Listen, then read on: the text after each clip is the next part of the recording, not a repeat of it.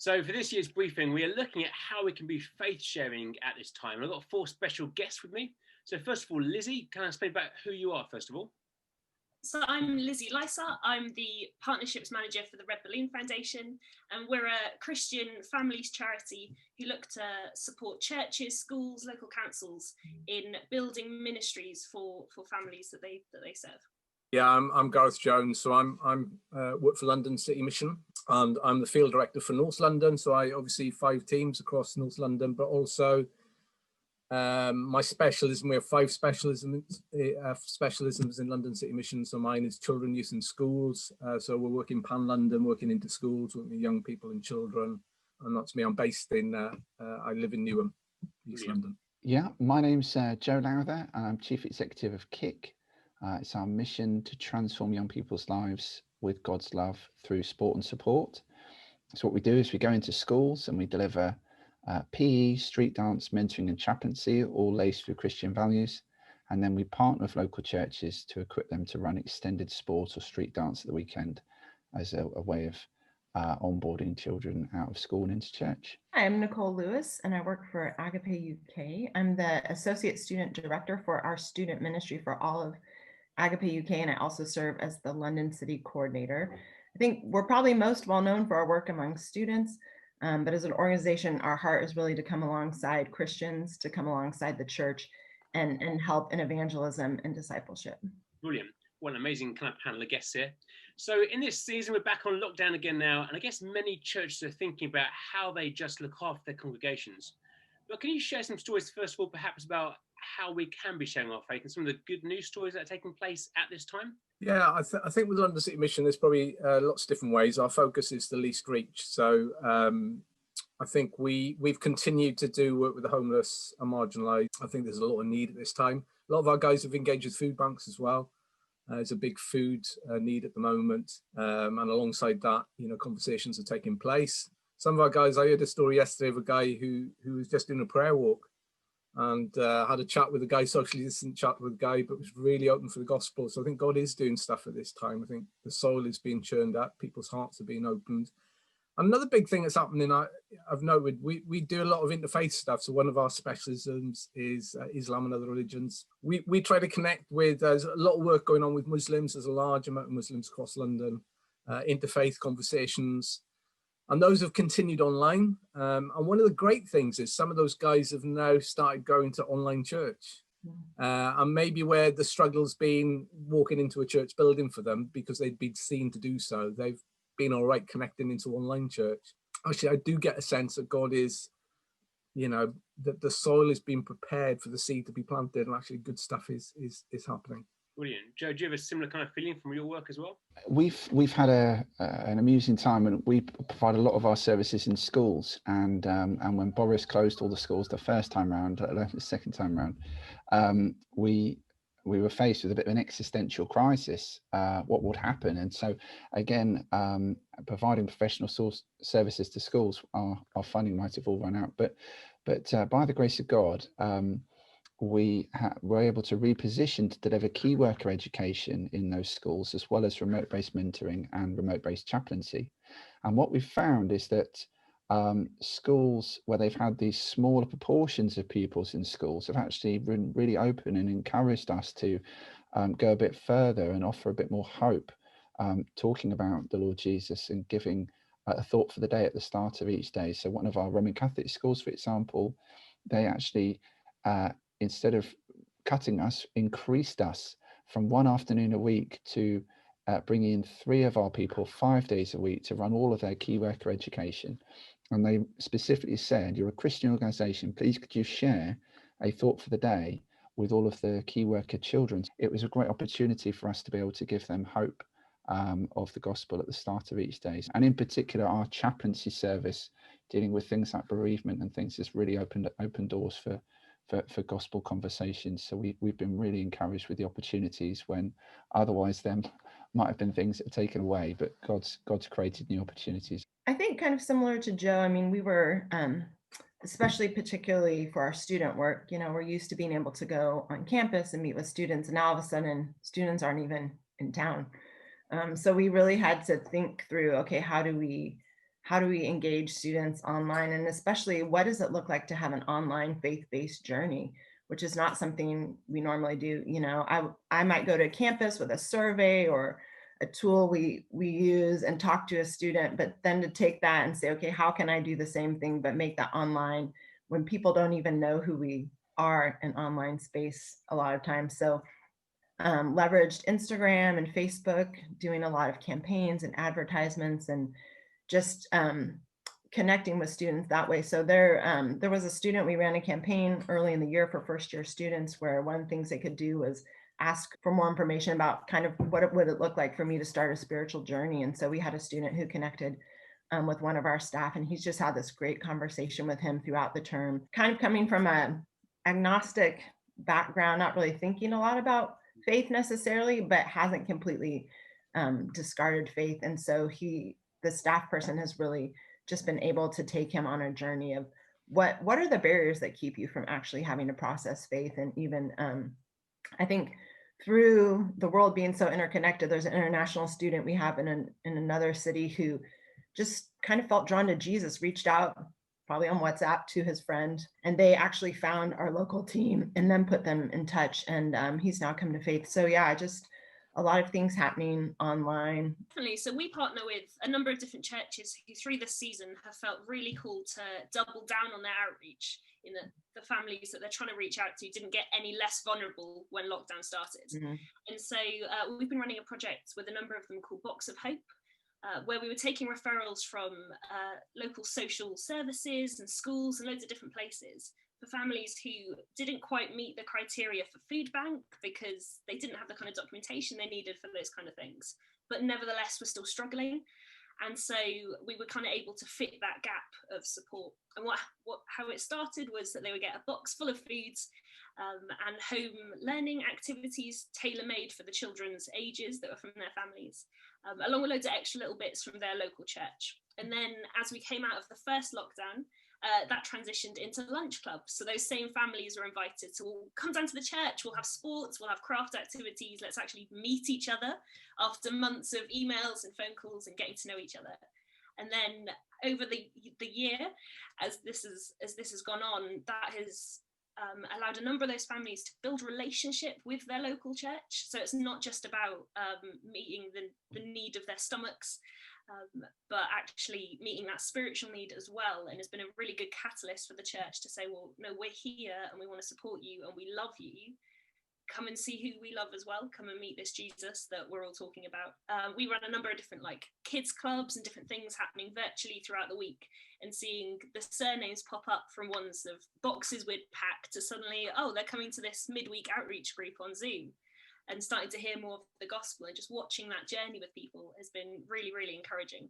Brilliant. So thinking of those who are watching this video now, who may be leading local churches in London, what can mission and, I guess, faith sharing look like in this season? I think one of the crucial things that I've been really challenged by, I've been reading this book, Mountain Rain, about the missionary journeys of James O. Fraser to China at the turn of the century. And one of the things he says in it is, he talks about mission. He says, I thought that prayer came first and then teaching second.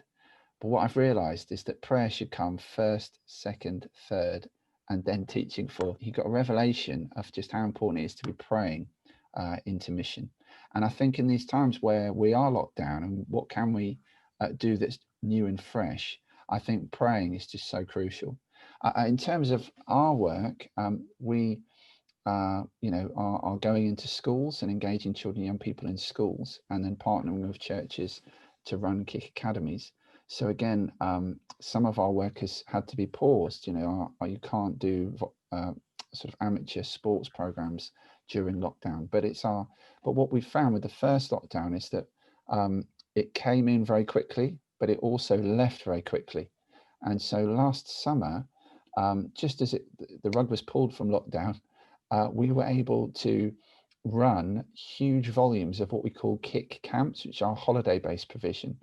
And so with only 2 weeks notice, we actually increased our Kick camp provision from normally about 30 days in the summer to 140 days in the summer, where kids were just crying out to escape being locked in, to be freed out to, you know, to get out and onto the pitch and be active and hear about Jesus through sport. So again, I'd encourage churches to pray and look for opportunities to respond quickly when lockdown ends. Yeah, I was going to say, I think I would encourage churches to think about how, and this is because this is what I've been thinking about most of the time, just how can you leverage things that are online to reach out, to bless, even to build up your congregation. I think I would say don't be afraid.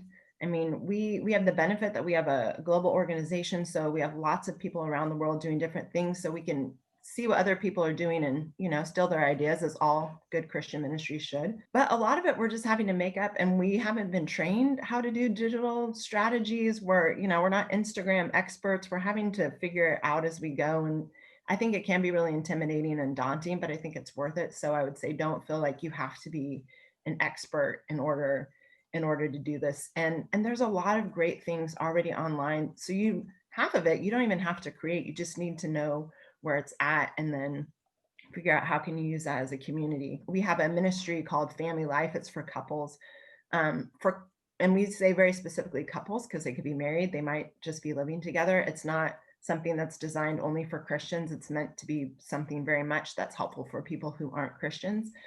And usually they would have these weekend conferences on a Saturday, but now you can't gather that many people. So again, everything's had to go online. And so they started a monthly meetup called Couples Talk, where it's just inspiring like tips for couples on how to build your relationship. We also have an app that we launched last year called Toucan, which is for couples. It has modules on communication, intimacy, one on finance that we did with CAP. I think those are just tools that any church could use. And the thing was, no one was going to use them. We had to put them online. So I think we can be very fearful of things online, and not everybody can do things online. So I'm not saying be a church, do everything now online, because there are people in your community for whom that's just not an option, and we need to think about what they need. But yeah, I would say look for what is already out there. Think about what the needs are of the people in your community, and where are things already out there that have been done that you could use as a church.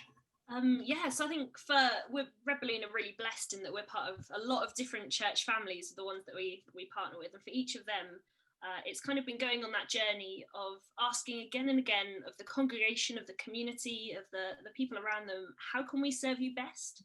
What does that look like? And actually, rather than trying to reinvent the wheel and assume that people need a certain thing, actually going, what can we do right now that's going to serve you?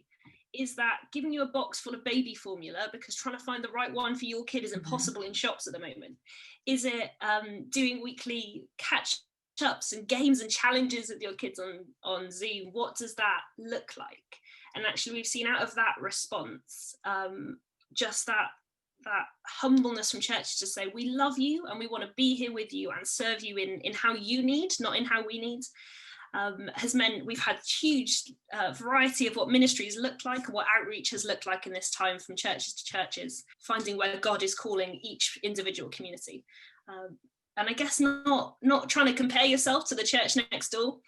I think there's a huge thing of that at the moment with some of our clergy, of a sense of guilt. Do I open the church? Do I not? Do we stay online? Do we do in person? Because they're doing this and we're doing that. But just kind of recognizing you're called to your people, to your community.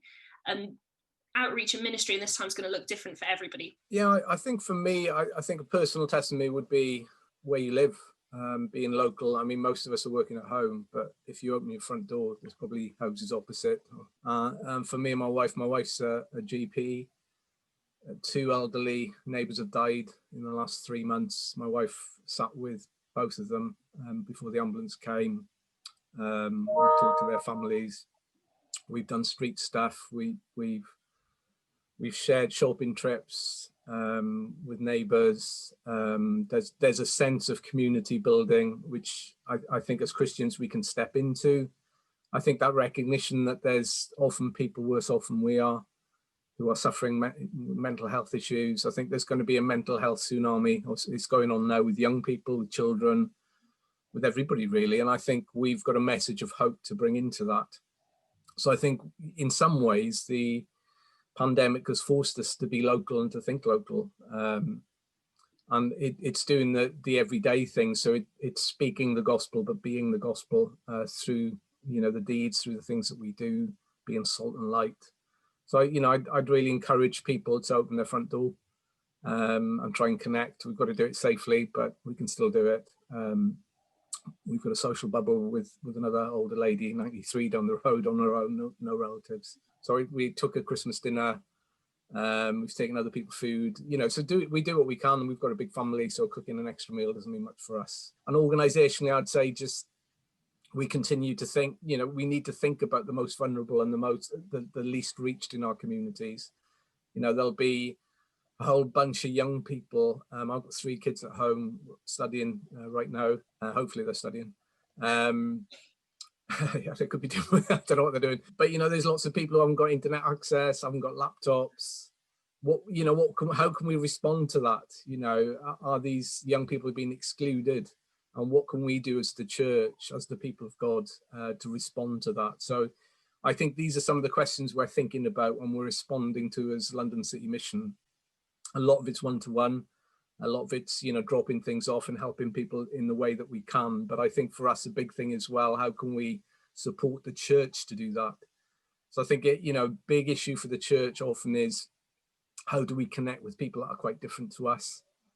Sometimes there's a fear barrier, they're Muslims, how do we respond to that? The great thing about London City Mission is we've got a really diverse workforce who have, a vast experience in lots of different areas. So we'd love to pass that on to the church and people who want it, because actually, step outside the door, step outside your comfort zone, and God will bless you in it, I believe. The final question for you guys is kind of 30 seconds each. Is there one resource or one thing that your agency can offer local churches at this time to help them in sharing the Christian faith? We have a resource that we launched last year called Living and Telling. If you go to livingandtelling.org.uk, it's all online videos, the Bible studies.